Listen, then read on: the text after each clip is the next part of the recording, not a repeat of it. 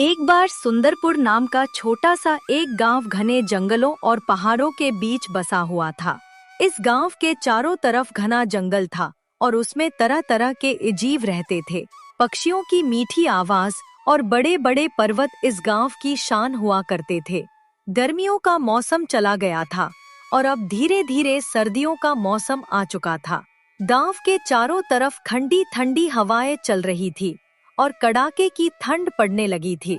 शाम होते ही गांव के सभी लोग अपने अपने घरों के खिड़की और दरवाजे बंद कर लेते थे। उसी गांव में मोहन नाम का एक व्यक्ति अपनी पत्नी शर्मिला के साथ रहता था।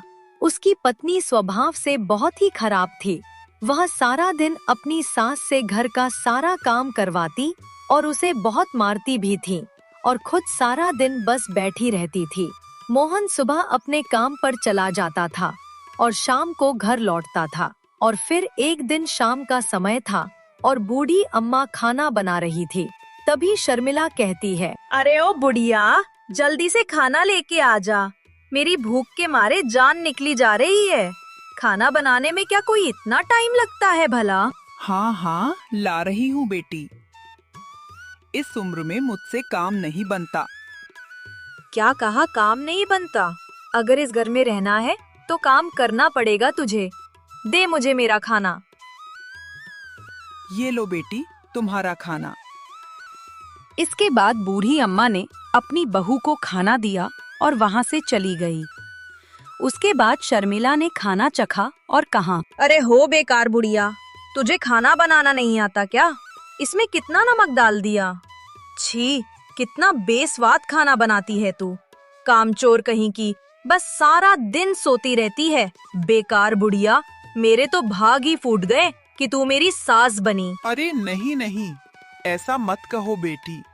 मैं तुम्हारी सास हूँ। अब बुढ़ापा आ गया है, इस वजह से मुझे ठीक से कुछ याद नहीं रहता। लगता है मैंने गलती से खाने में 2 बार नमक डाल दिया। मैंने ऐसा जानबूझकर बिल्कुल भी नहीं किया। झूठी कहीं की बेकार बुढ़िया, तूने मुझे परेशान करने के लिए मेरे खाने में जानबूझकर ज्यादा नमक डाला है। मैं तुझे छोड़ूंगी नहीं कामचोर। मुझे पता है तू खाना बनाकर खुश नहीं है, इस वजह से तू बार बार खाने में कभी ज्यादा नमक तो कभी ज्यादा मिर्च डाल देती है।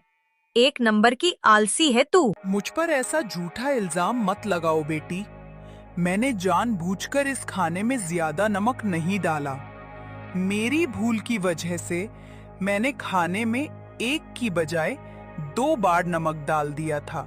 मुझे माफ कर दो बेटी, लेकिन मुझ पर ऐसा इल्जाम मत लगाओ। अरे बेकार बुढ़िया, तू कितना झूठ बोलती है। रुक, तुझे अभी बताती हूँ। इसके बाद शर्मिला अपनी सास को जोर जोर से मारने लगती है। अरे नहीं बेटी नहीं, मुझे मत मारो। मुझसे गलती हो गई, मैं आगे से ध्यान रखूंगी। बेकार बुढ़िया, तेरी इतनी हिम्मत, तुम मेरे आगे जबान लड़ाती है। शर्मिला अपनी सास को डंडे से मार रही थी। तभी अचानक वहाँ पर उसका पति मोहन आ जाता है और शर्मिला को कहने लगता है, अरे शर्मिला, क्या हो गया? तुम माँ को क्यों पीट रही हो? तुम्हारी इस बेकार माँ ने मुझे परेशान करने के लिए मेरे खाने में जानबूझकर ज्यादा नमक डाल दिया और अब मेरे साथ जबान भी लड़ा रही है, कामचोर कहीं की। माँ, ये शर्मिला क्या कह रही है? क्या तुमने सच में जानबूझकर इसके खाने में ज्यादा नमक डाल दिया? अरे नहीं बेटा, मैंने ऐसा जानबूझकर बिल्कुल भी नहीं किया।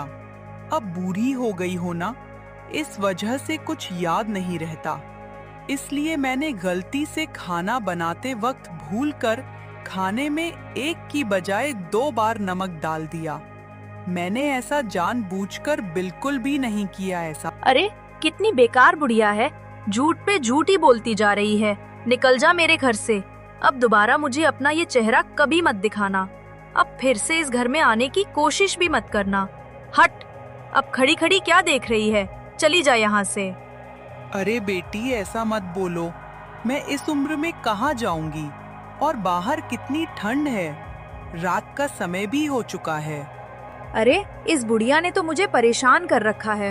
न चैन से खाने देती है और न ही सोने देती है। अब तो इस घर में ये बुढ़िया रहेगी या मैं? सुनिए जी, अगर ये बेकार बुढ़िया अभी के अभी घर से बाहर नहीं गई तो मैं हमेशा हमेशा के लिए अपने मायके चली जाऊंगी। मैं इस कामचोर बुढ़िया के साथ कभी नहीं रह सकती। अरे बेटी, शुभ शुभ बोलो, ऐसा नहीं कहते। अरे माँ, वो ठीक ही तो कह रही है। तुम उसे जानबूझकर बार बार परेशान करती हो और आज भी तुमने उसके खाने में ज्यादा नमक डाल दिया। मैं सब समझता हूँ, ये सब तुम शर्मिला को तंग करने के लिए करती हो। बस अब बहुत हुआ, चली जाओ यहाँ से। अरे बेटा मोहन, मैंने तुम्हें कितनी मेहनत से पाला पोसा था। दूसरों के घरों में बर्तन धो धोकर मैंने तुम्हें पढ़ाया और लिखाया। आज तुम इस बहू की झूठी बातों में आ गए। अरे तो क्या अब तुम पूरी जिंदगी हमको परेशान करती रहोगी क्या? अरे बेकार बूढ़ी, अब क्या तू बोलती ही रहेगी या यहाँ से ही निकले बिगी? चली जा यहाँ से। अरे बेटा, बाहर इतनी ठंड है, मुझे कुछ ओढ़ने के लिए दे दो। कुछ नहीं मिलेगा तुझे अब। तू यहाँ से निकलती है या नहीं, या फिर तुझे अब मैं धक्के मारकर घर से निकालूं। इसके बाद मोहन और शर्मिला ने बूढ़ी अम्मा को रात में ही घर से बाहर निकाल दिया। बाहर घना अंधेरा था और ठंड भी ज्यादा तेज थी और चारों तरफ बर्फ जमा देने वाली ठंडी ठंडी हवाएं चल रही थी।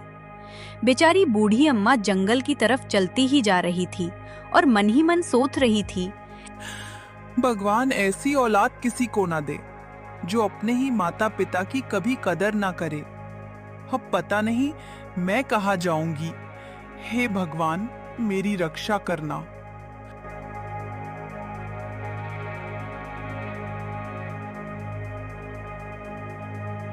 बूढ़ी अम्मा आगे जंगल की तरफ जा रही थी, तभी उन्हें वहां पर एक छोटी सी टूटी फूटी और पुरानी झोपड़ी दिखाई दी। आज रात इस झोपड़ी में ही रुक जाती हूँ और मैं कल इसे ठीक कर लूंगी। इतना कहते ही बूढ़ी अम्मा उस झोपड़ी के अंदर जाने लगी और वहां अंदर जाकर सो गई।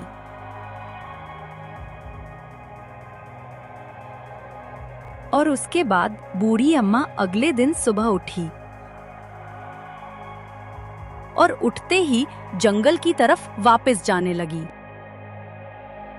और फिर उसके बाद बूढ़ी अम्मा जंगल से ढेर सारी लकड़ियां लाईं और उस झोपड़ी को रहने लायक बना दिया।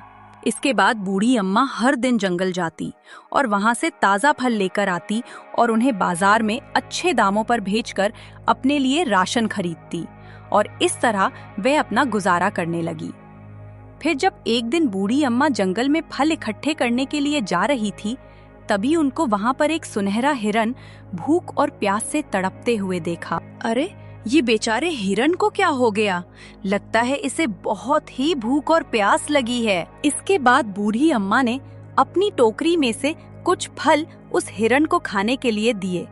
उसके बाद हिरन ने फल खाए और वह पहले जैसा ठीक हो गया और कहने लगा, शुक्रिया अम्मा जी, मैंने पिछले कुछ दिनों से कुछ नहीं खाया था, बस इस वजह से मेरी तबीयत खराब हो गई थी। आपने मेरी जान बचाई माँ जी।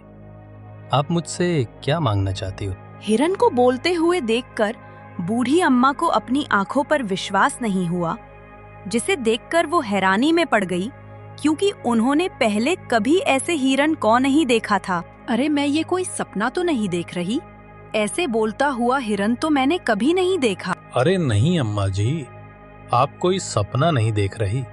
मुझे वरदान प्राप्त है कि मैं इंसानों की तरह बोल सकता हूँ। आपने मेरी जान बचाकर मुझ पर बहुत ही बड़ा उपकार किया है। मांगिए आप मुझसे, क्या आप मांगना चाहती हो? अरे बेटे, मेरे बेटे और बहू ने मुझे घर से बाहर निकाल दिया है और अब मुझे हर दिन यहाँ जंगल में आकर फल इकट्ठे करने पड़ते हैं। बेटा, इस उम्र में मुझसे अब बिल्कुल भी नहीं चला जाता। समझ गया अम्मा जी, आप बिल्कुल भी चिंता मत कीजिए। आप निश्चित होकर अपने घर जाइए। बस अब आपको कभी भी तंग नहीं होना पड़ेगा। इसके बाद अम्मा वहां से अपने घर की ओर जाने लगी।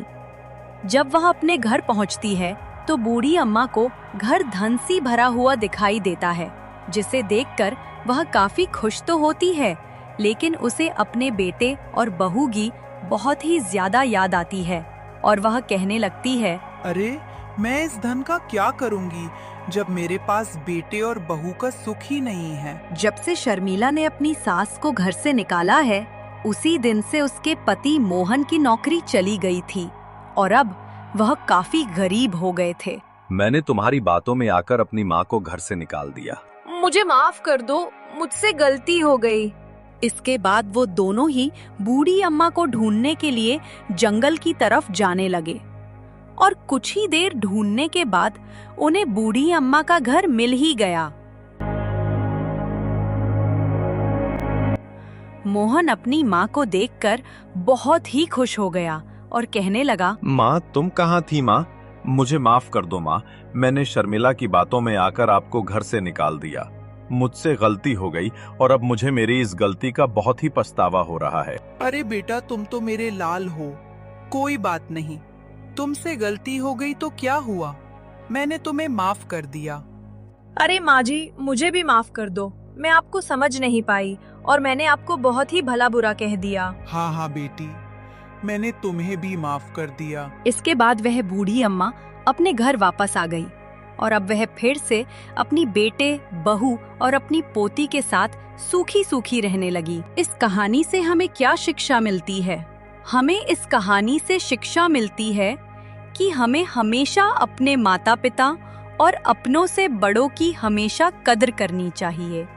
हमें कभी भी उनका अपमान नहीं करना चाहिए।